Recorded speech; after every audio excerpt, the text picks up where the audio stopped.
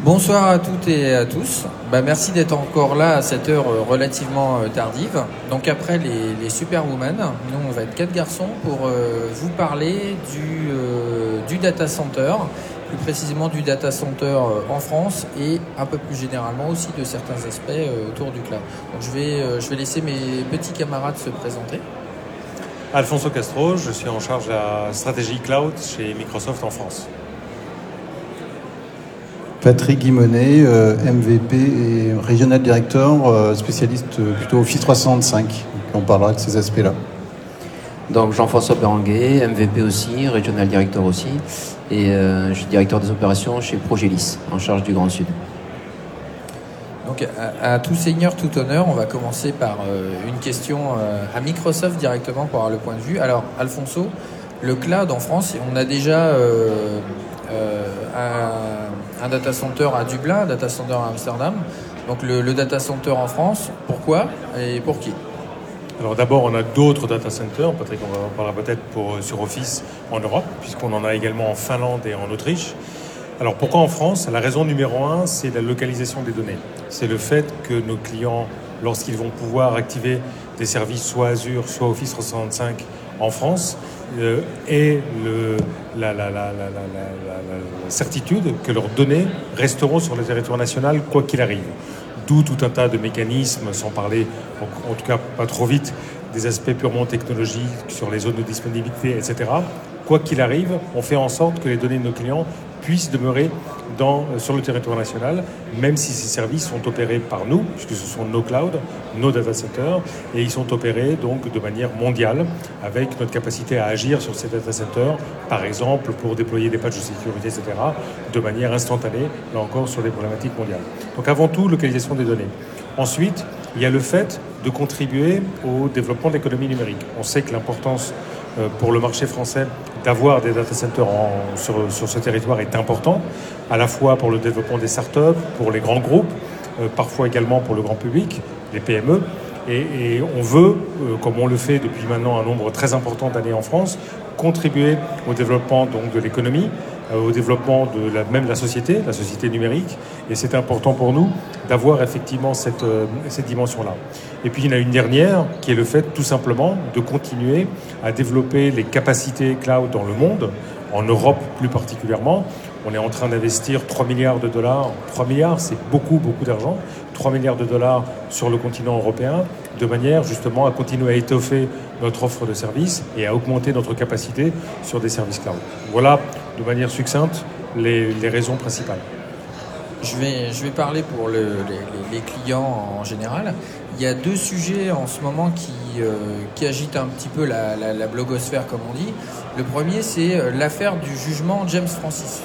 Donc, est-ce que tu peux rappeler un petit peu le contexte pour ceux qui n'en auraient pas entendu parler et à quel point c'est un sujet extrêmement important pour le cloud en général? Alors, de quoi s'agit-il? Il s'agit en fait de la capacité à pouvoir fournir l'accès à des données sur une demande qui pourrait provenir d'un État quel qu'il soit, en l'occurrence américain. Nous avons donc, de par notre présence mondiale, des données qui sont un peu partout dans le monde. Alors, d'abord, je voudrais insister sur un point très important. Ces données ne sont pas nos données. Ce sont les données de nos clients. Et ça, d'un point de vue juridique, c'est vraiment très important. À partir du moment où une entité, quelle qu'elle soit, nous demande de fournir des éléments qui ne nous appartiennent pas, il est évident que nous répondrons 2 choses. La première, c'est de dire, si vous voulez accéder à des éléments qui ne nous appartiennent pas, demandez donc à l'entité qui les détient. Donc, on se tourne vers nos clients et on dit, allez voir nos clients, ils seront peut-être à même de vous fournir des données. Alors, dans le cas que tu cites, on parle là de données qui étaient liées à des notions de sécurité nationale. Donc, forcément, l'entité n'avait pas envie de se tourner vers, justement, l'intéressé, parce que c'était plutôt l'objet d'une enquête. Ça, c'est notre deuxième réponse, qui est de dire, si c'est ça, alors nous avons besoin d'une décision de justice. Nous ne sommes pas, nous-mêmes, d'aller fournir des éléments qui ne nous appartiennent pas. Maintenant, si un juge, en s'appuyant par définition sur une loi qui peut s'appliquer sur le territoire en question, eh bien, nous demande de le faire, alors nous suivrons par définition, nous respectons la loi, nous suivrons cette demande. Là encore, je reviens à ton cas, il s'agissait d'une demande américaine pour des données présentes en Irlande. Et là, la réponse a été de dire, il va falloir que ce soit un juge irlandais qui nous le demande. Et donc c'est là où on est un peu en bisbille avec les autorités, en l'occurrence américaines. Tout ça a fait pas mal de couverture presse, donc je vous laisserai aller regarder les détails. Mais grosso modo, c'est remonté après différentes phases, dont un appel que nous avons gagné à la Cour suprême américaine, laquelle doit se prononcer sur le sujet d'ici la fin du mois de juin, où d'un côté, on a l'État américain qui dit « mais je vous demande de le faire de toute manière, où que soient ces données », et y compris en Irlande, et nous répondons, écoutez, il faut une harmonisation des lois, de manière à ce que si ce genre de choses doit arriver, eh bien nous ayons une demande, là encore, juridique, émanant d'un juge, mais qui en l'espèce, dans cet exemple-là, proviennent d'un juge irlandais, puisqu'il s'agit de la juridiction donc non américaine mais irlandaise. Mon dernier commentaire là-dessus, c'est que je voudrais vous faire percevoir à quel point tout ça est réellement complexe pour les États. C'est complexe pour les acteurs que nous sommes, mais c'est complexe pour les États parce qu'évidemment, ces cas-là n'ont pas forcément été prévus. Parce qu'on parle là d'innovation, on parle de choses qui sont arrivées depuis il y a finalement pas trop de temps sur le marché. Et donc, il est nécessaire d'avoir ces discussions où la loi doit quelque part rattraper l'innovation technologique, mais les sujets sont effectivement tout à fait importants. C'est un sujet extrêmement structurant. Hein. Tous nos concurrents et néanmoins camarades sont derrière Microsoft pour effectivement appuyer le discours de Microsoft, parce qu'une jurisprudence, ça pourrait aboutir à une jurisprudence et faire en sorte que les données du cloud ne soient plus protégées. Justement, est-ce que tu peux nous parler un petit peu de le modèle allemand, décrire peut-être à notre assistance qui connaît pas un petit peu les spécificités du modèle allemand ou chinois, et dire est-ce que pour toi c'est la solution ou est-ce que c'est un pis-aller? Alors, ce n'est pas à moi de répondre, c'est évidemment à nos clients. Je vais vous donner quelques éléments. Quel est ce modèle? Le modèle allemand est un modèle dans lequel nous avons, donc ce sont nos data centers, mais nous n'avons pas la main directement sur ces data centers, puisque c'est un partenaire allemand, Deutsche Telekom en l'occurrence, T-Systems, qui réalise des opérations d'administration. Donc, je vais vous prendre un exemple concret. Lorsqu'il s'agit de déployer une fonctionnalité ou un patch ou que sais-je, eh bien, nous informons ce partenaire local, allemand, qui à ce moment-là prend les éléments, les vérifie, vérifie que c'est parfaitement compatible par rapport aux lois locales, et c'est lui qui à ce moment-là va agir sur nos data centers. C'est comme ça que l'on isole volontairement ces data centers-là de l'administration mondiale qui est faite sur les autres data centers. Pour les data centers français que nous avons ouverts aujourd'hui, c'est Microsoft qui va opérer tout ça. En revanche, les données resteront bien sur le territoire national. J'espère que vous avez bien perçu la différence entre les deux. Alors, qu'est-ce que ça donne tout ça? Ça donne qu'évidemment, les coûts sont différents, c'est plus cher parce que l'infrastructure est plus lourde, il y a moins d'effets d'échelle et on a besoin d'introduire dans le fonctionnement global de ces opérations en Allemagne, eh bien, un acteur supplémentaire qui évidemment doit être rémunéré. Donc la facture globale est plus importante. Grosso modo, pour vous donner un chiffre rond, c'est à peu près 30% plus cher. Donc qu'est-ce qui se passe? Eh bien, de manière un peu assez terre à terre, lorsqu'on présente le modèle à nos clients allemands en Allemagne, ils sont ravis du modèle, ils trouvent ça super. Et quand on leur dit que c'est 30% plus cher, je vais vous la jouer de manière un peu générique, ils nous répondent « mettez-moi à Amsterdam ».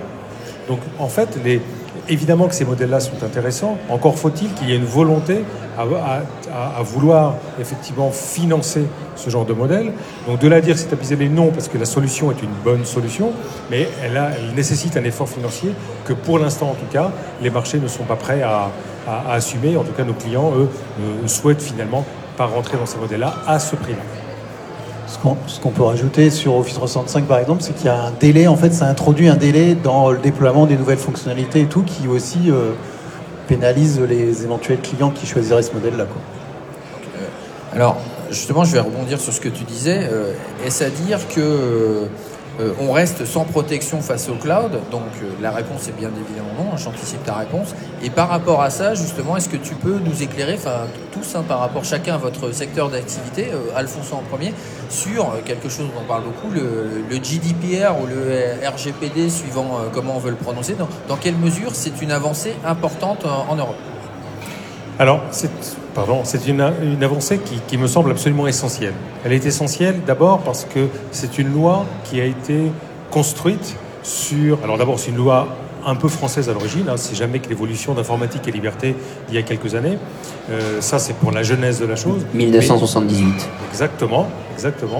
Et elle a néanmoins été revisitée et créée, là je reviens donc à RGPD, sur le fait que le cloud existe.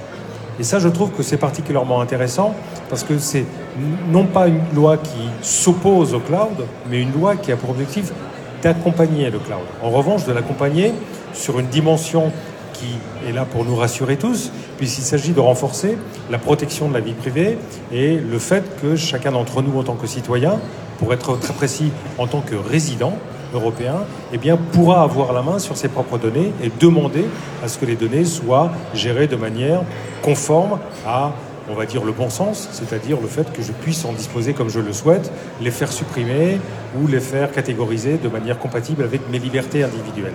Ça, je trouve que c'est vraiment très bien. À titre personnel, je le dis souvent, tu le sais bien, que je suis fier en tant que citoyen européen de voir l'Europe prendre le leadership là-dessus, parce que je pense que c'est une bonne indication vis-à-vis de nous tous offreurs, qui est de dire, allez-y, faites de l'innovation, permettez donc à l'économie de croître, de profiter de cette innovation, mais dans les règles qui sont des règles tout à fait acceptables par la société. La semaine dernière, donc, on était tous ici à Seattle. Pour information, même là-bas, GDPR, on commence à vraiment savoir ce que c'est. Ils se posent vraiment des questions sur le sujet. On a eu un panel aussi de discussion sur la cybersécurité. Forcément, le sujet du GDPR est arrivé. Donc voilà, le fait aussi que ce règlement arrive, du coup, on parle aussi de passer un gros coup d'hygiène sur les datas, qui ont été complètement laissés de côté depuis des années et des années. On prenait des datas, on les stockait sans se soucier de rien. Donc là, ça va être un bon moyen aussi de mettre un gros coup d'hygiène là-dessus. C'est effectivement intéressant d'avoir l'obligation à toutes les organisations, les entreprises bien sûr, de jeter un œil, et plus qu'un œil, sur comment elles manipulent les datas, quelles datas elles collectent, etc. Dans Office 365 en particulier, on a plein d'outils qui nous sont fournis pour nous aider dans cette tâche, même si il y a une partie du travail qui reste forcément du ressort du propriétaire des données, donc de l'organisation au sens large. Mais Microsoft nous aide via les outils à prendre cette tâche à bras-le-corps, en fait. Un point sur ce que vient de dire Patrick. Nous, pour parler en langage RGPD, nous sommes sous-traitants. C'est la définition au sens de la loi. C'est-à-dire que nous, on va faire, d'un point de vue technique, ce que le responsable des traitements, celui qui est au-dessus, donc dans la plupart des cas, nos clients, vont nous demander de faire. C'est-à-dire qu'il y a vraiment, il faut distinguer dans la RGPD deux grandes familles d'opérations. Toute celle qui est en amont, qui consiste à faire la bonne classification de données pour être certain que les données vont être traitées comme elles doivent l'être. Est-ce que ce sont des données personnelles ou pas, etc., etc. Et ensuite, se tourner vers le sous-traitant que nous sommes dans le cadre d'un offre de cloud pour effectuer d'un point de vue technique les opérations qui correspondent à la classification et au bon traitement des données. Voilà, donc chacun a un rôle bien placé. Voilà, donc juste petite parenthèse sur cette relation-là. Le responsable des traitements reste responsable jusqu'au bout, même s'il sous-traite une partie du traitement à un sous-traitant. D'accord, donc ça c'est aussi la grosse évolution de ce règlement-là. Donc du coup, effectivement, tous ceux qui vont souscrire après des tenants dans Office 365 ou dans Azure, Microsoft va être considéré comme le sous-traitant. Et d'ailleurs, donc Microsoft a énormément avancé. Alors, on a parlé de la partie technique. Effectivement, dans Office 365, on a tout un tas d'outils techniques. On en a aussi pléthore dans Azure. Mais ça, c'est sur la partie technique. Mais sur la partie contractuelle aussi, il y a tout un volet contractuel maintenant qui prend en compte la partie GDPR, de manière à pouvoir considérer effectivement Microsoft comme étant le sous-traitant. Et ça, du coup, pour les entreprises, il faut y penser aussi. C'est-à-dire que du moment que dans votre chaîne de traitement, il va y avoir un prestataire ou un sous-traitant quelconque, il va falloir s'assurer que contractuellement, il soit bien lui aussi en règle, parce que ce sera vous qui resterez le responsable du traitement. Alors, Patrick, il y a beaucoup de fonctionnalités qui peuvent être offertes par un data center Microsoft. Donc, est-ce que tu peux nous confirmer, parce que c'est quand même souvent un des premiers sujets d'interrogation des clients, que Office 365 sera bien de la partie? Sera bien partie. Bah oui, bien sûr, je confirme. Donc en fait, je ne sais pas si vous avez vu par exemple des slides ce matin en plénière qui expliquaient les 4 implémentations au niveau d'Azure, en fait. Donc il y a 4 data centers en France au niveau d'Azure. Au niveau d'Office 365, c'est beaucoup plus simple, puisqu'il y aura globalement une région qui s'appelle France, dans laquelle les tenantes vont être hébergées. Donc c'est assez simple dans les principes. Après, comme toujours, dans l'implémentation, c'est toujours un petit peu plus compliqué. Mais en gros, soit vous avez déjà un tenant aujourd'hui et vous aurez la possibilité très rapidement de demander à ce qu'il soit rapatrié en France. Il faut bien comprendre que c'est des opérations lourdes. Ça ne va pas se faire en claquant du doigt ou en 5 minutes. Donc évidemment, ça dépend du volume de données que vous avez, mais aussi de tous les services que vous utilisez ou pas dans Office 365. Donc ça va induire plus ou moins de la lourdeur et de la complexité dans l'opération. Donc c'est pour ça qu'il y aura forcément une interaction avec les équipes de Microsoft. Ça ne va pas être une opération clic-bouton. Donc ça, c'est le premier cas de figure. Le deuxième cas de figure, c'est que vous n'avez pas encore de tenante. Et à partir d'aujourd'hui, de demain, aujourd'hui, voilà, j'ai pas réussi à en créer un depuis ce matin, mais on va dire que c'est à partir d'aujourd'hui. Votre tenante, si vous déclarez que vous êtes associé à la France, en fait, quand on crée un tenante, on l'associe à un pays. Et donc, ça va venir le créer dans les data centers français et vos données seront bien localisées en France automatiquement. Donc, c'est tout à fait ça. Pour vous donner le critère exact, c'est l'adresse de facturation. Si votre adresse de facturation est en France, à partir d'aujourd'hui, le tenant sera créé automatiquement en France. Alors, ce qui est intéressant aussi, c'est qu'il a été annoncé à Ignite donc, en fin d'année dernière des nouvelles fonctionnalités de multi-géo. Donc, jusqu'à présent, un tenant était associé à une seule géographie. Donc, il était ou en Irlande, typiquement jusqu'à présent pour les tenants français, ou maintenant en France. Vous allez avoir la possibilité, alors c'est en cours de déploiement, hein, donc ça dépend de la taille de vos tenants, de l'argent que vous êtes prêt à investir, etc. Mais globalement, c'est une fonctionnalité qui est en cours de déploiement. Vous avez la possibilité d'associer certains utilisateurs à certaines régions. Donc c'est plus à envisager, par exemple, pour des multinationales qui auraient, par exemple, je prends un exemple, un siège en France et puis une filiale aux États-Unis. Eh bien, elles pourront avoir leurs utilisateurs aux États-Unis qui auront leurs données stockées dans les data centers des États-Unis, tout en étant dans le même tenant, ce qui est intéressant techniquement, dans le même tenant Office 365. Donc, on a les mêmes adresses, le même environnement de sécurité, etc., qui est partagé, bien que les données soient localisées à différents endroits. Donc ça, c'est aussi quelque chose qu'on va pouvoir mixer avec les nouveaux data centers. Alors pour Jeff, maintenant, je vais aborder des questions de transition d'infrastructure. Donc je suis un client français, le data center français est disponible. Je souhaite porter une partie de mon infrastructure dans le data center Azure. Quel est le premier point d'attention ou le premier conseil que tu me donnerais ? Alors en vérité, il y a un tout premier puis un autre qui arrive rapidement derrière. Il y a un leitmotiv qui est de dire on externalise que ce qu'on maîtrise. Donc ça, pensez-y, c'est super important.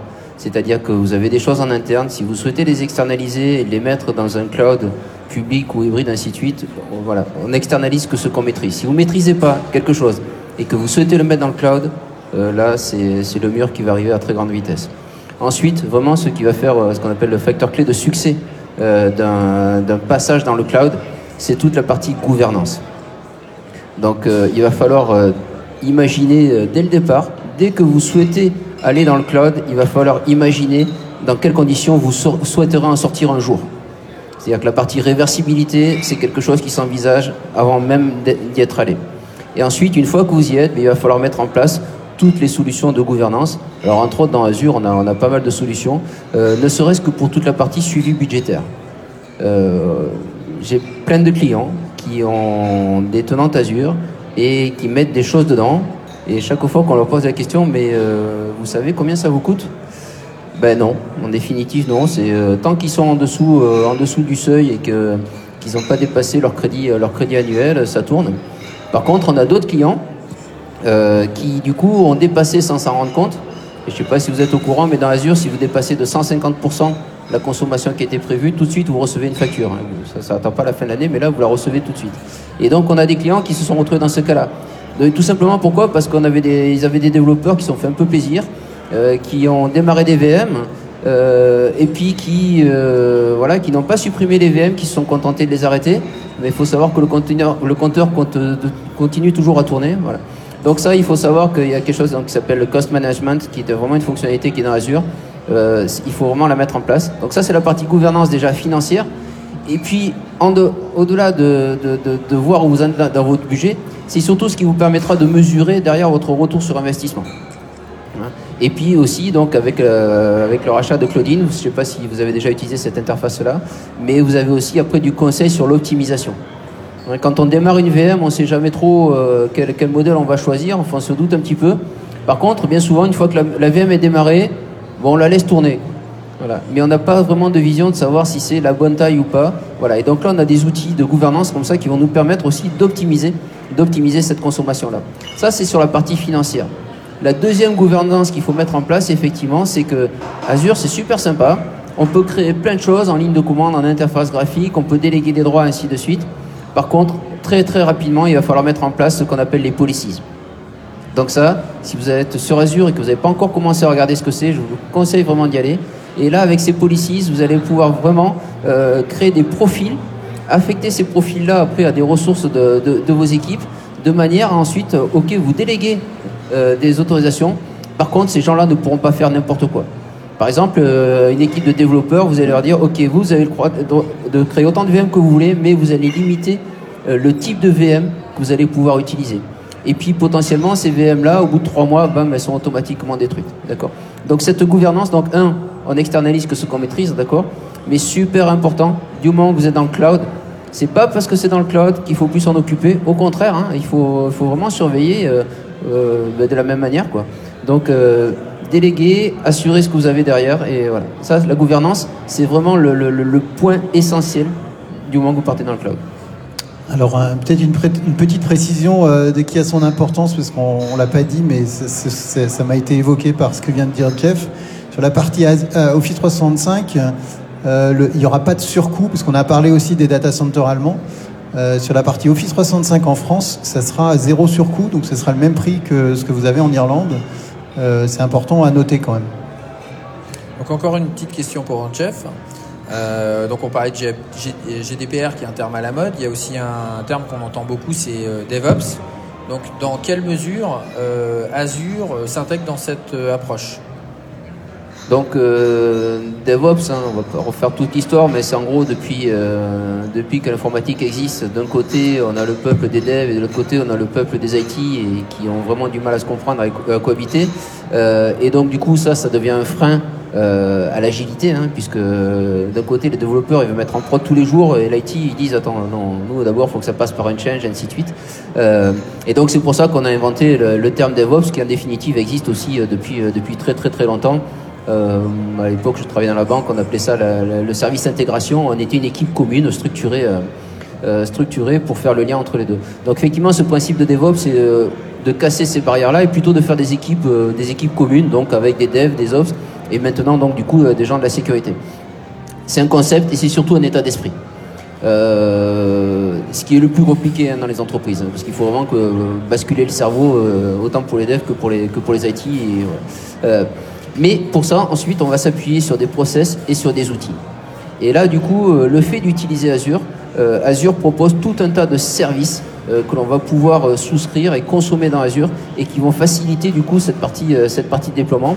Je pense que tout le monde a à peu près entendu parler de ce qu'on appelle l'intégration continue et cette partie-là, donc le CI/CD. Et là, effectivement, après, dans Azure, on a des services qui sont tout prêts, que l'on va pouvoir consommer et qui vont, du coup, être faciliter cette pratique DevOps. On entend parler de STS, on entend parler là, tout à l'heure, j'étais sur une session conteneur, il y en a d'autres sessions de conteneur demain. Typiquement, conteneur, vous avez plusieurs niveaux en fonction du niveau d'implication que vous souhaitez avoir et de maîtrise de votre environnement. Mais par exemple, si vous utilisez les web apps en définitive, ce sont des services de conteneur. Mais le web app, votre développeur, en tant que développeur, vous allez travailler sur votre application, vous allez la pousser automatiquement sur une Azure Web App. Vous vous occupez de rien en termes d'infrastructure, ça sera scalable, c'est monitorable, vous avez tout ce qui va derrière, vous pouvez mettre de l'App Insight, vous pouvez mettre tout ça dedans de manière très très facile. Voilà, parce que souvent un point de blocage qui a été évoqué par les clients, c'est le fait de dire attention, en passant dans Azure, ça va devenir une sorte de boîte noire et tout ce dont je pouvais disposer dans mon data center, le monitoring, la mainmise sur la sécurité, je perds tout ça. Alors, j'en parlais dans la session précédente. Effectivement, je ne sais pas si vous connaissez le terme, le pet computing. Pet en tant qu'animal de compagnie. PET. Voilà. Depuis des années et des années, on est habitué avec nos petits serveurs là qu'on avait bâtis à la main, qu'on connaissait par cœur. On leur met des petits noms sympas, hein, de Galaxy, de héros de bande dessinée, ainsi de suite. On les élève. Dès qu'ils tremblotent un petit peu, tout de suite, on va les couvrir pour se rassurer. Voilà. Donc, ben ça, effectivement, ben c'est fini, quoi. Voilà. Maintenant, effectivement, quand on voilà, c'est plutôt cette peur-là, parce qu'effectivement, quand je vais dans Azure, je vais consommer des services. Et je me pose pas la question de ce qu'il y a dessous, quoi. C'est le service, il est là, il est opérationnel. En plus, avec nos super data centers français, maintenant contractuellement, on est sur du 99.99, hein, donc une super disponibilité. Oui, mais la réflexion, elle est ailleurs, quoi. C'est fini de monter l'OS à la main et puis de le garder 4, 5 ans, 10 ans. Voilà. Mais effectivement, c'est un cap qui est à franchir.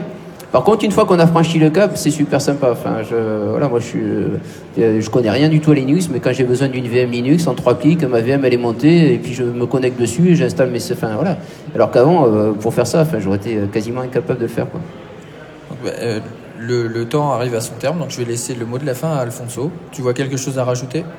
À rajouter, moi, je suis ravi de ce genre de discussion, de ce genre d'événement, parce qu'on voit bien que on ne peut pas faire un cloud tout seul. Le cloud, il est forcément fait d'experts des uns et des autres. Et le plus expert de nous quatre, c'est pas celui qu'on pourrait croire. En tout cas, certains. C'est vraiment pas moi. Et donc, vraiment, c'est un sujet qui est passionnant, le cloud, parce que pour nous qui aimons, avouons-le, des choses un peu compliquées, on n'est pas techos pour rien, et là, il y a de quoi faire. Il y a de quoi faire. C'est à la fois super simple, parce qu'il n'y a rien de plus simple, effectivement, que de lancer une VM, qu'elle soit Linux, Windows, ou que ce soit d'autres, mais pour l'instant c'est surtout ces deux-là, sachant que c'est Linux, il y en a plein. Il n'y a rien de plus simple, et en même temps c'est que le début. On a mis le doigt dans un engrenage dans lequel en fait toute la créativité, parce que la puissance est énorme, elle ne peut que s'exprimer. Donc ça c'est vraiment super. Le cloud c'est vraiment ça. Aujourd'hui c'est ça aussi sur les aspects business, parce que ça touche maintenant des pans entiers chez nos clients communs qui vont toucher au développement stratégique des entreprises. On a des conversations, vous le savez, de plus en plus les uns et les autres, hein, avec des directions générales. Donc ils ne viennent pas nous voir pour activer des VM, ils viennent nous voir comment, avec le numérique, on va pouvoir faire de la croissance, comment on va pouvoir aller gagner des parts de marché, comment on va pouvoir aller exporter plus facilement ces informations, comment on va pouvoir récolter des informations sur des capteurs ou que sais-je pour faire de l'IoT, comment avec l'intelligence artificielle on va pouvoir créer de nouvelles offres qui vont quasiment se créer toutes seules, etc., etc., etc. Donc ça, c'est une nouvelle dimension pour l'informatique. On sort du monde un peu technique pour la technologie, mais en tout cas, on se rend bien compte qu'on est modestement en train d'impacter le monde, au moins au niveau technologique. Ça, je pense que pour nous, techniciens, techos, moi j'assume, j'en suis un d'origine, et j'ai jamais lâché ça. C'est vraiment super parce que ça donne encore plus de sens à ce que l'on fait. Ça, c'est vraiment extraordinaire. Alors, je ne peux pas finir sans parler des data centers français. On est, nous, super fiers. Ça ne se voit pas beaucoup. On est resté finalement assez discret. Vous imaginez même pas la joie que ça peut représenter pour nous, parce qu'on y a bossé comme des fous. Pour certains, depuis des années. Moi, depuis un petit peu moins, depuis quelques mois.